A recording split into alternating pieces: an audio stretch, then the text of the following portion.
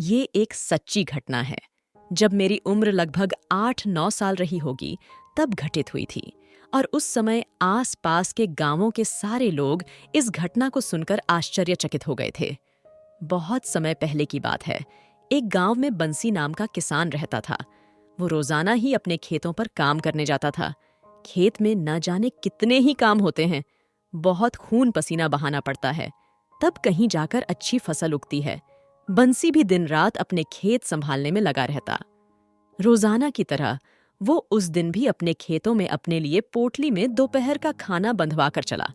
आज उसे खेतों में कीटनाशक छिड़कना था, इसलिए साथ में कीटनाशक के डिब्बे भी थे। आज सामान थोड़ा ज्यादा था। सारा सामान लेकर वो खेत पहुंचा। बंसी थक गया था, तो सोचा थोड़ी देर पेड्ढा के नीचे आराम कर लेता हूँ। और बंसी वहीं बगल में सारा सामान रखकर अपना गमछा बिछाकर आराम करने लगा। थोड़ी देर ना जाने कहां से एक काला जहरीला कोबरा आया और बंसी को डस लिया। बंसी ने सांप को जाते हुए देख लिया।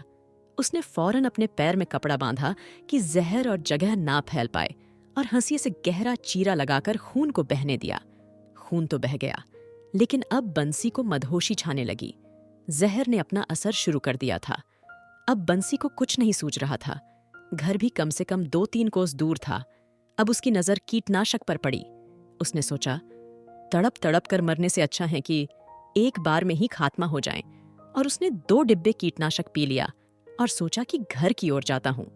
अगर रास्ते में मर गया तो कोई ना कोई लाश घर पहुंचा ही देगा। अब उसने घर की पगडंडी पकड़ ली और चला घर की ओर। कुछ देर में वो घर पहुंचा, लेकिन वो अब तक जिंदा था। फिर उसने सारी बात घर वालों को बताई।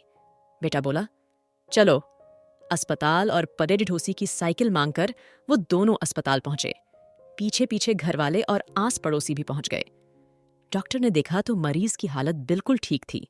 उसके शरीर में जहर होने के कोई लक्षण नहीं दिख रहे थे। फिर डॉक्टर ने बंसी से कहा कि मुझे शुरू से सारी बात बताओ। बंसी ने सब कह सुनाया। डॉक्टर बोले, तुमने समझदारी दिखाई। कपड़ा बांधकर चीरा लगाया, जिससे जहरीला खून निकल गया, और कीटनाशक पीने से तुम्हारे शरीर में जहर का असर खत्म हो गया, क्योंकि जहर ही जहर को मारता है। ये सब सुनकर सब आश्चर्यचकित हुए कि उस समय बंसी ने एक बुरे समय की यात्रा की, लेकिन चाहे जो भी किया हो, उसने मरने के लिए ही सही, लेकिन वो अभी सबके सामने जीवित खड़ा था।